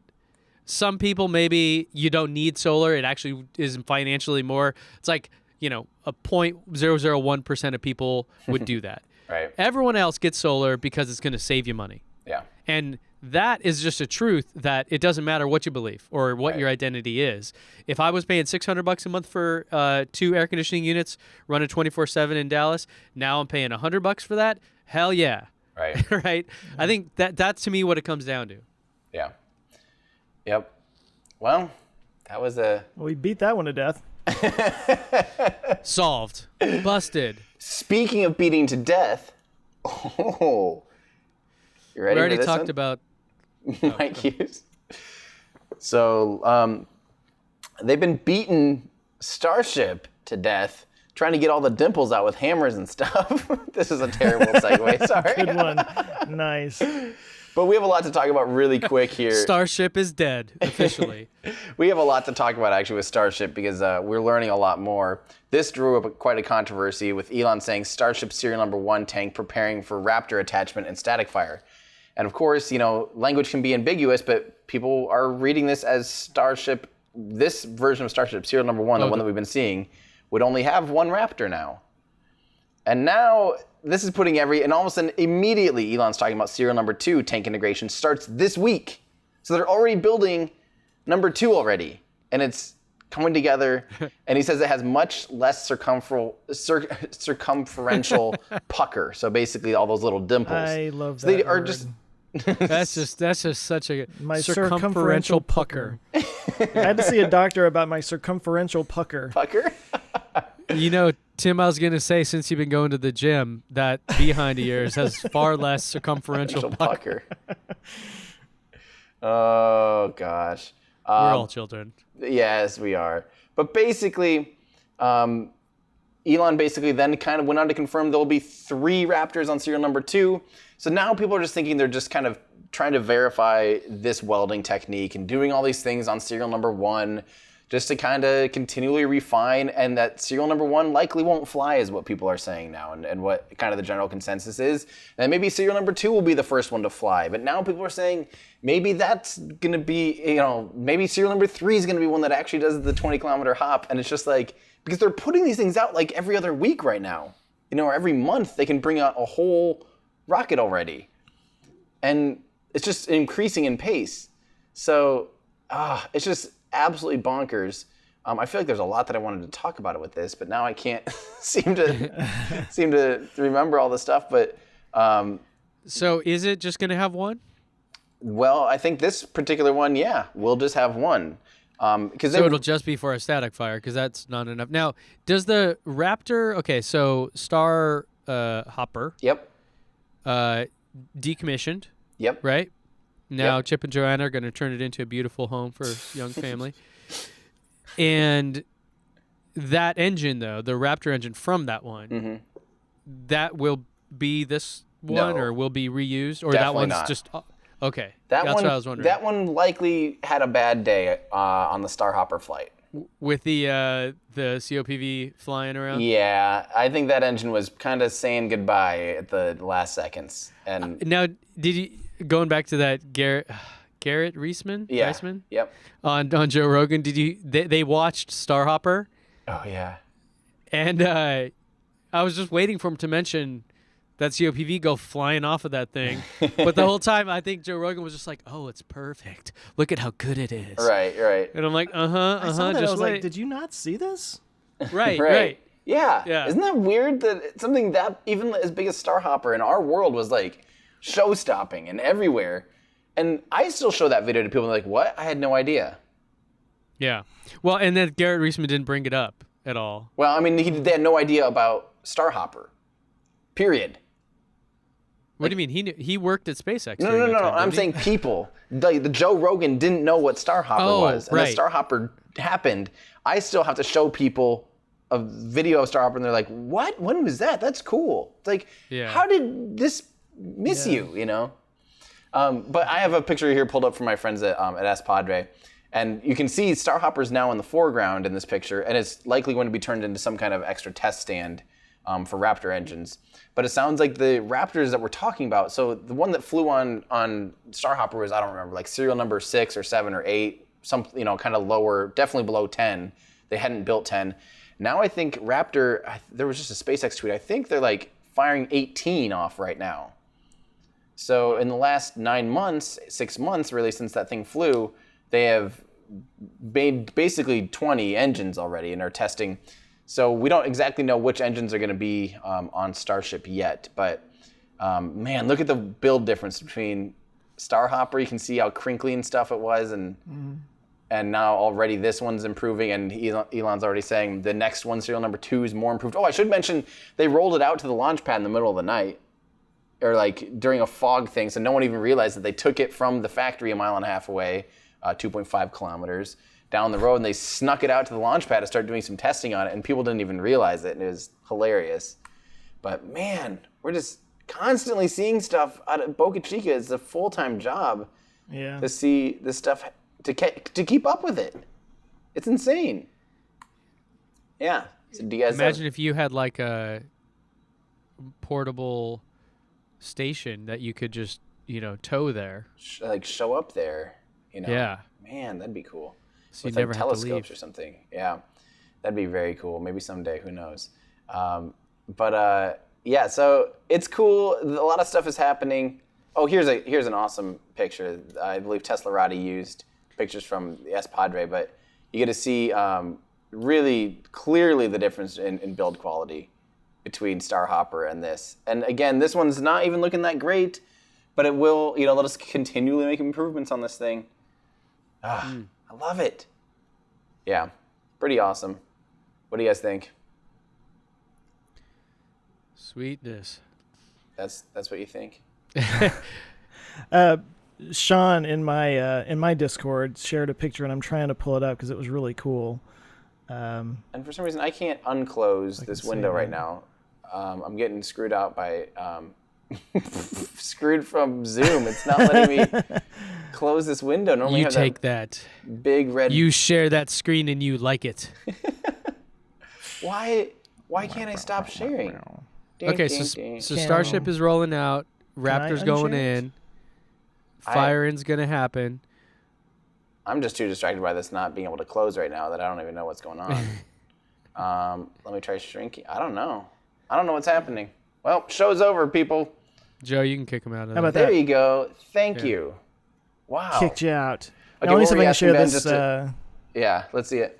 Well, hang on. Actually, talk amongst yourselves because I don't know what I'm doing either. Meanwhile, Ben, what did you just ask me while I was panicking about the browser not working? So the short of it is that the engines are going in, serial number 1 and serial number 2. We're going to see some static firing soon, and potentially when does that test the? What is it? 20-kilometer flight? 20-kilometer flight. It looks like SpaceX doesn't really have FCC permission to start doing any kind of launching and stuff. Oh yeah, I saw this picture. Super Isn't that cool. dope? Yeah. It was like foggy, and they captured the reflection or the shadow up on the fog. Super that light. cool. You mean they were at the Paramount lot? This was clearly fake. And you got Starhopper in the foreground, which is clearly R2D2. Do we have the Yeah. credit on who? I mean, it says posted by Gagarin I don't 1961, know. but I don't know if that's who actually took that picture. 'Cause Sean that is say who that was? awesome. No. You picture. Gagarin. Yeah. Yeah, I don't mean, know. Oh, wait. user Why is Gagarin. it U/? What does that mean? That's Reddit user Gagarin. Oh, Come Reddit. on, man. That thing. But yeah, really. Every really time I cool go to picture. Reddit, it's like white supremacist stuff on the homepage. I'm like, yeah, I'm out. What? On Yeah, Reddit? there's always some. I think you're there's thinking of always some, 4chan, like- my friend. Oh, is that what it is? I don't Yeah, know. Reddit is like very not white supremacist. He's logged in all. under a different account, Yeah. Yeah. That's right. his Nazi account. Oh, but yeah, so basically, they won't really be flying anything before that license comes up in March. March 20th, I think, is the start of that window. They might do a static fire before then, and who knows? They might start flying serial number 2. They might start flying serial number 3. At this point, everything is just up in the air, and I feel like it's constantly changing based on things that they're learning. I imagine at this point in prototyping, they're literally learning better welding techniques. And there's a whole, Elon was talking about so much stuff, and because of how the way stuff's organized now on Twitter, I can never find anything.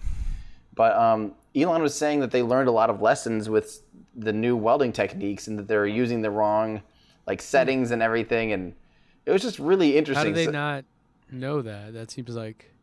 I feel like we figured out welding. Maybe. Well, in general, stainless steel is still a pretty unique thing for them to be working with compared to other things. And this different thicknesses, they're constantly changing the thickness of the thing. And I have a theory that the 20-kilometer flight will have to happen with 3 Raptor engines. I actually kind of ran the numbers on flightclub.io, and with one engine, and if the vehicle weighs about 110 tons, they can't even get to 20 kilometers, let alone have any fuel left for burning or for landing burn. So it'd have to have 3 in order to be able to put enough fuel in to be able to get high enough to be able to blah, blah, blah. So When are we going to see the belly flop? that'll be the 20-kilometer hop. Really? Yeah. Oh, really? my God. That's going to be Yeah. nuts. The 20-kilometer hop will require it because it'll go up and then it'll belly flop down and then it'll have to do that turn and burn. So that might be happening in the next 2 months. That really seems Wile E. Coyote of them, Yes, it does. doesn't it? It just seems a little I'm guessing they have it just computer modeled so that it's programmed and knows what to do. I mean, they've never done anything like that before. Mm-mm. I mean, I guess they have to start somewhere, but why don't they just land rockets how you're supposed to land rockets? Those crazy kids at SpaceX. Yeah, why don't flame they me just end up? Yeah. Oh, that was my argument for the whole steam rocket thing. Is what? There's no flamey end. Oh, right. Steam So end. it does not count. Does not count as a Yeah. rocket. That's funny. Yeah, no, you don't. Tim told me the definition of a rocket. Flamey end, pointy end. Okay? Well, so somebody said, why don't they just? You want to just jump into that? Yeah. 'Cause and I then got there's one. more story. Let's do It's it. a pretty decent one. Yeah. Let me see. Where are we? Okay. So this comes from Raw Mansell on our Discords. This is a Patreon supporter. Thank you, Raw. It says, why don't they just use wireless power transmission to extend EVs' range? In other words, why don't they send power to the vehicles through the air while they're being driven? We've covered the better battery energy density, but don't remember covering wireless power.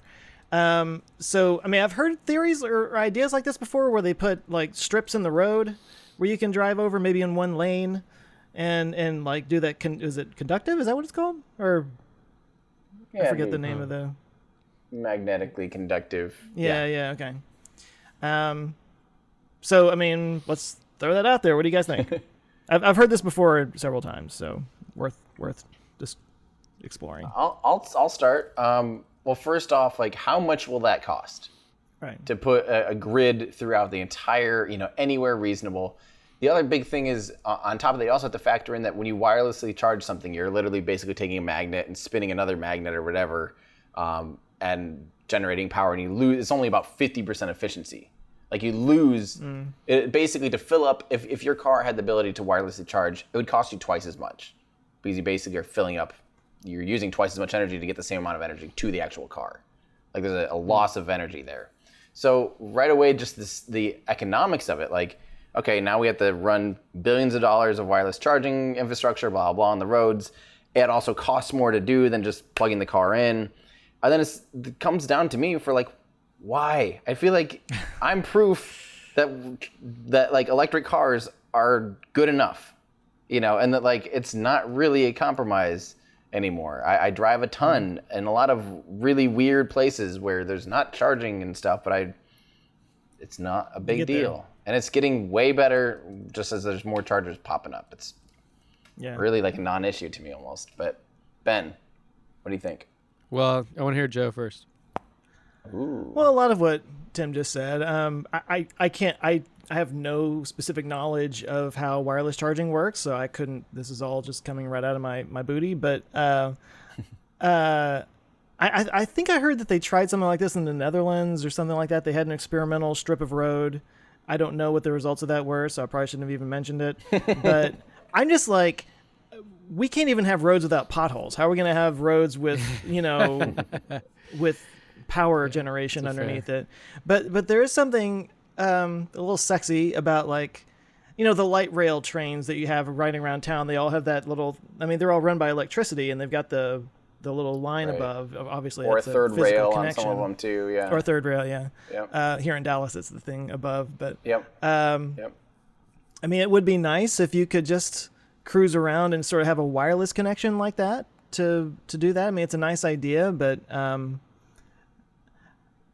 it's the pothole thing that I keep coming back to. Like, yeah, roads deteriorate. Yeah. So there is, so as you mentioned, there have been attempts at this. I think this is going to be a thing.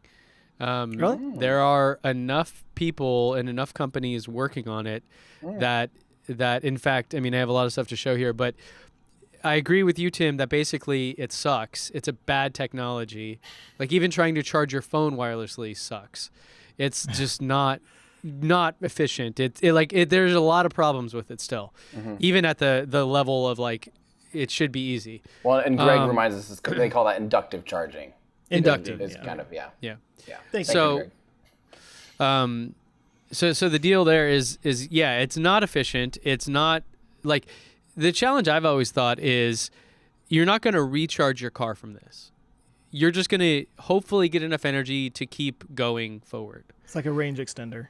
Right. So essentially, you're on this track, and it would go, and you wouldn't have to use your own batteries to do it. It would power it kind of directly. Yeah. That seems like That's doable or a workable thing. China actually has something like this. That is a solar panel highway, kind of like, you remember the solar roadways thing? Roads. Yeah, but apparently it's has issues, and it has all kinds of problems because it's the first one, obviously. But what it's trying to do is, they're trying to collect and distribute the energy kind of all in one swoop, right? And so I think that, like, there are a lot of companies and in industries and governments and stuff working on this technology. It's not here, but it could be. There's that thing in Sweden. I think it's maybe the thing you were mentioning. Yeah, that may be what I was thinking of. Joe, where it has these kind of two tracks down the middle that will charge the car as it goes. Oh, and okay. then Honda actually invented a technology like this to do it. Ironically, that they don't really have an electric car they're selling, but Honda invented and patented some technology along these lines. So the way these guys are doing it in Sweden is interesting because, it's not the whole road like the one in China I just showed. It's just like a track down it, which would do that bit of it. So that might, solve that some of the challenges a little bit. Sure, yeah. And if you make it, with strong steel, whatever, Cybertruck type stuff. And then, Norway is also doing this in a different way. And this is where I think it might become a bit more realistic, where it's not a while you're driving thing.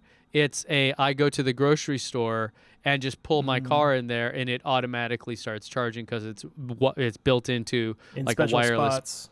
Yeah, there's like a wireless pad there, and I just pull over it. So that's not quite the same thing. But like, I guess if the high level question is, are we ever going to see wireless charging for electric cars? I think the answer is yes. I believe actually Nissan may already have something like this that you can install in your garage. But on the road, there are a lot of other challenges, and so that technology is going to take a long time to develop. But I would not be shocked if we, 5-10 years from down the road, we're like, oh yeah, I was on that electric highway. I didn't have to worry about range. So yeah, Then you I get think it's your going own to come. lane.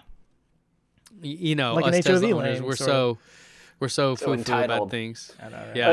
It would be cool. You're right. It would be cool if there was like, I'm just trying to think of how many people, what the demand would need to be before. Okay, now there's a whole lane on the highway that has this, that somehow is locked out, that only electric cars can use it, that have the system, that somehow, autonomously knows to open the gate, blah, blah, blah, when you're going 80 mile an hour, blah, blah, blah, and then it charges the car, and then it charges the utility company, charges your car, and tells you how much money it spent doing that And then there's all thing. that, yeah. But what if it was for autonomous trucking? And it wasn't a separate lane, it was just the regular lane that you're already in. But they happen to also just go in that lane and it has it. Like, I think that there's answers to all these things, I guess. Not that, so it's solvable, I believe. I think the biggest challenge is kind of the original one you pointed out, Tim, is that wireless charging in general sucks. It's just not efficient. Yeah. It causes heat, and heat and batteries aren't friends, There have been some interesting things I've saw at CES the past couple of years where we have actual wireless power.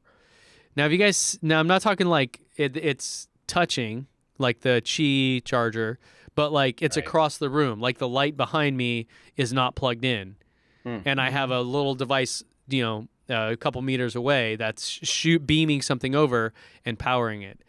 That I think is super fascinating and is clearly not going to cause brain cancer, but that would be something that would be really neat. Imagine if you go into a parking garage and just everywhere you are in the parking garage has this whatever kind of RF or something that's causing the power generation to happen. Yeah. I think you could see some stuff like that. That would be kind of actually way cooler. Well, I was going to show this as a part of this whole discussion. When you are in Texas and you're driving down 35, and I don't know, maybe Tim, you've seen this on your way through from time to time, but you just a little south of Dallas, maybe about maybe about pointed this 45 miles or so, you will see this weird Tesla tower. Tesla coil. Yeah, an actual Tesla tower. It's like Wardenclyffe.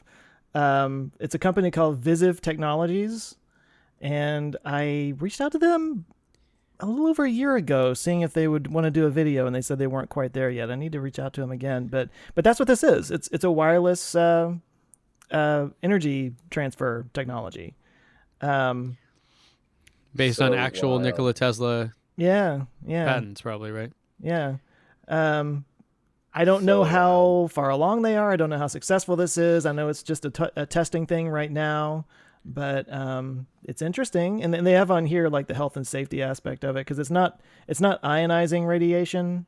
It's like down here, sort of in the radio frequency. Yeah. And it's what they call it, millimeter wave technology. 5G. I've heard in other places. Yeah. Well, basically, yeah. Which, by the way, I mentioned that there's some of those 5G towers, millimeter wave. There's signs on them that people are posting, look above you, this thing's causing cancer, doing all this stuff, stop 5G. I'm just like, oh my, I think if it does that, it wouldn't be allowed right there. Yeah, I think their customers wouldn't last very long if it... Yeah, seriously.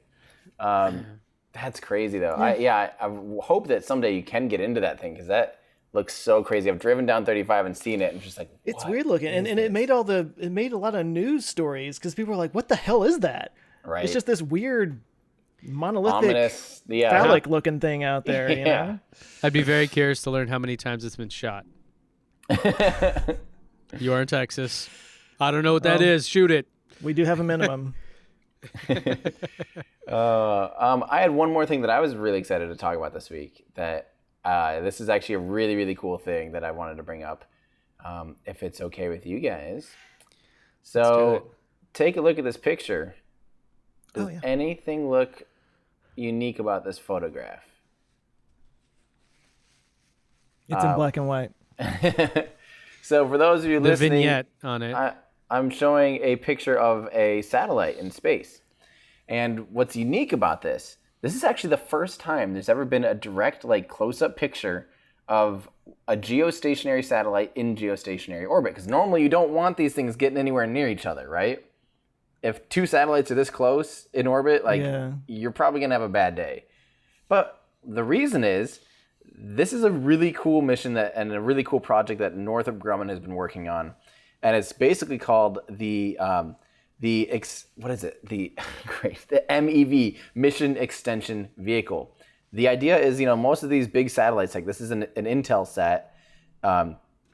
satellite that's been up there for 10, 15 years or whatever, and they have to kind of use a little bit of propellant as they maintain their perfect pointing at Earth, and maintain their perfect thing. And eventually they have a lifespan and they run out of fuel. And right as they're about to do that, normally kick them out of geostationary orbit and put them into a graveyard orbit where they won't run into anything else. Well, the idea is some of these satellites can be, hundreds of millions, maybe some of them are $1 billion plus satellites, really expensive satellites. And Northrop Grumman has this idea that why don't we fly a smaller mini satellite, connect to the old satellite, and basically take over the propulsion of it and become a new engine, a new thruster system, a new way to maneuver, and then basically just fly in tandem, holding on to this old satellite, so the satellite continue to operate. Because the satellite, the electronics on it can operate basically for infinity, but satellites need to be in such a perfectly synced position that their lifespan is based basically on how much propellant they have.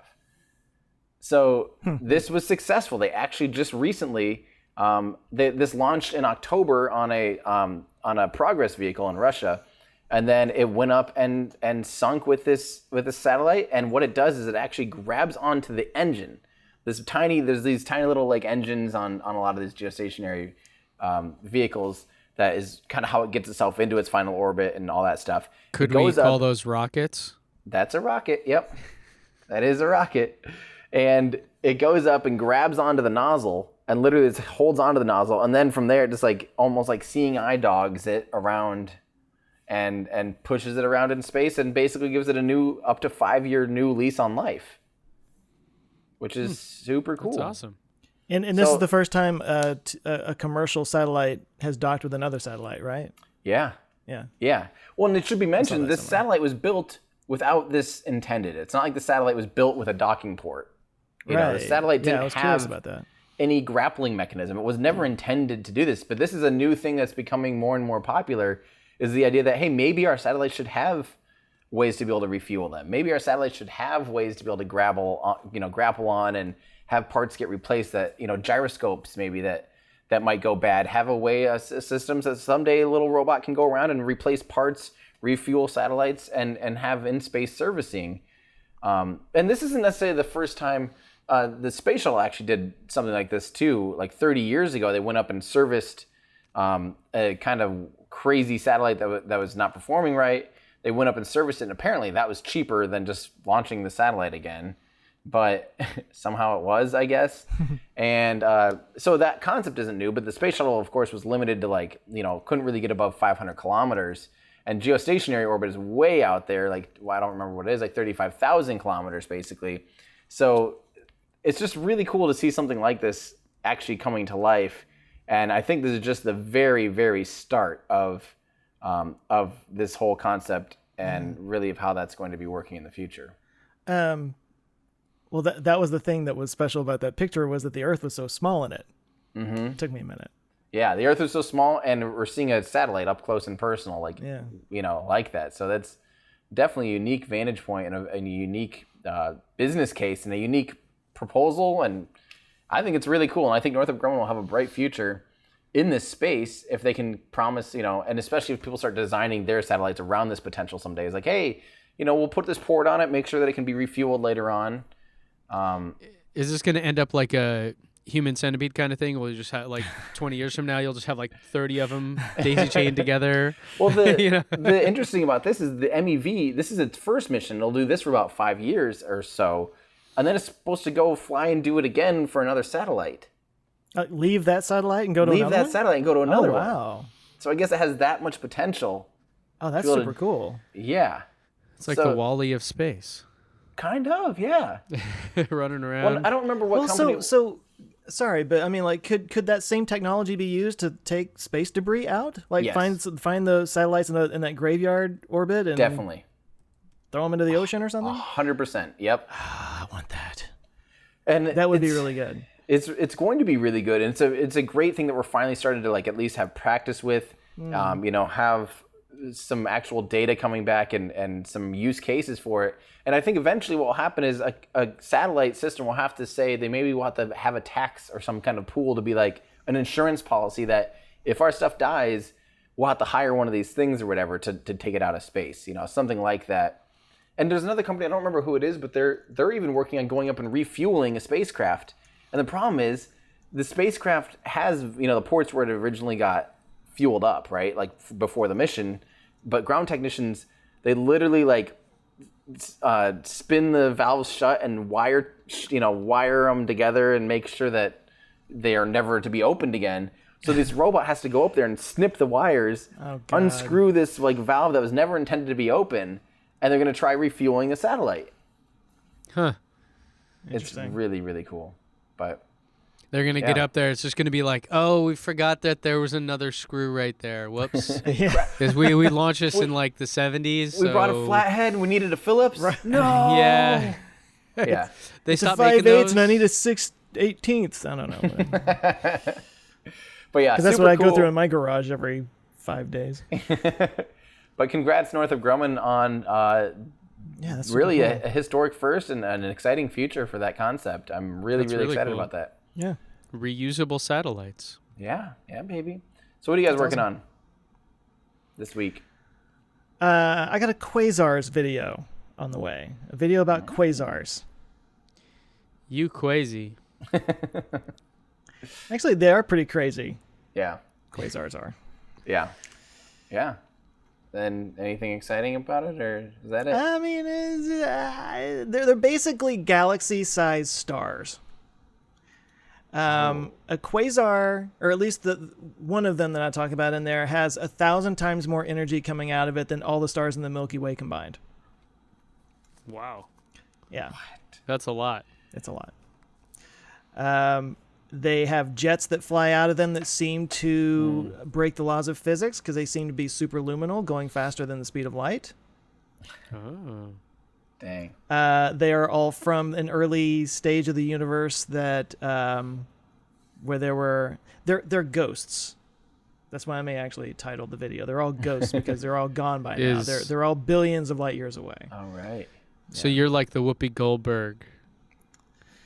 What? Yes, I get that a lot, actually. So it was before Tim's time. He didn't remember the movie Ghost. I remember the movie Ghost. Listen. Sigourney Weaver or whatever. What? Jack Black or something. I don't know. My intro is going to be me making a clay pot. Clay pot, yeah.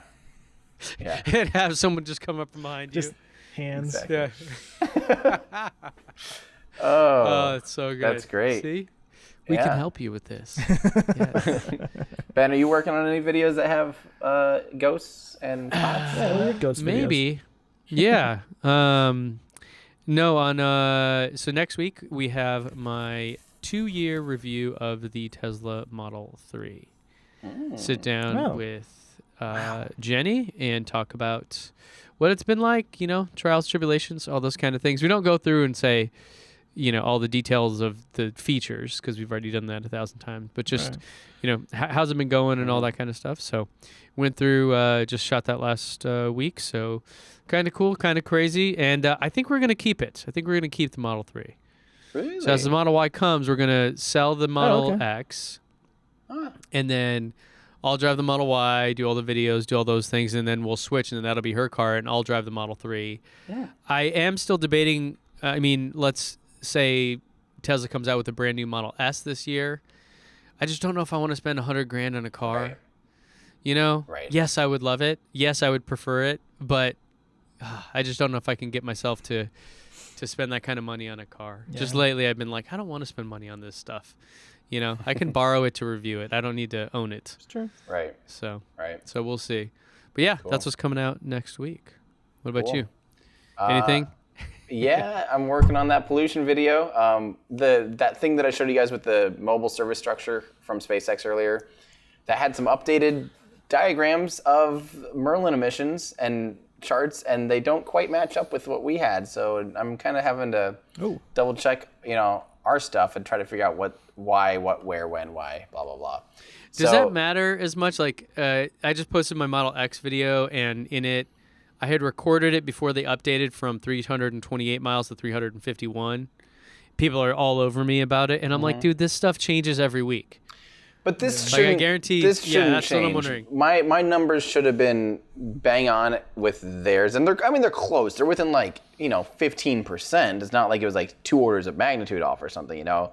We're within But I just want to make sure that double checking our methodology and all that stuff was right. And luckily, I still haven't shot the video because I'm going to be doing that in this cool place next week. So meanwhile, I'm also working on a video talking about air launching finally. And I've been scripting that up. And air launching is when you drop a rocket from a plane and that type of stuff. Galactic. Yeah. Right. And I'm debating, I might kind of touch upon it because the physics and the reasons behind that is very similar to people always say, why don't they launch from a mountain? Or why don't they launch it off of a maglev or a catapult?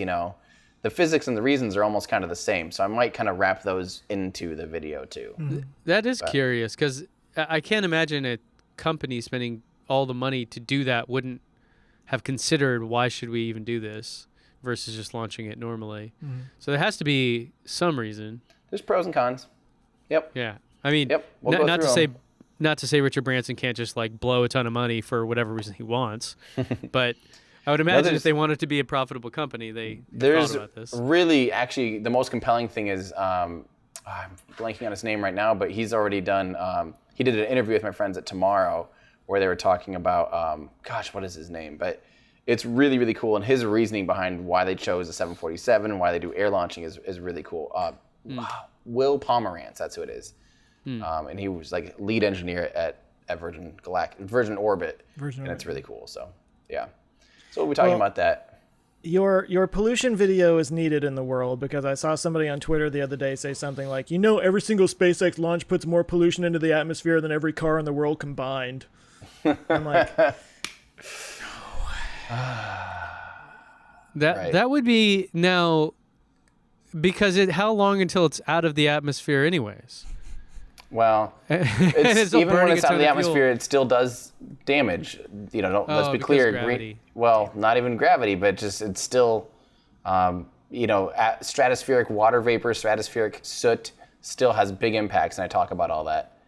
Yeah, you were saying it's at fully charged. You were saying that the upper atmosphere actually it's more fragile Yeah. or something like that. Like it causes more damage up there. And I've kind of found some more updates on that too. So the pollution video has been the biggest rabbit hole ever. So yep, and it still is because I'm literally having to update it as we speak.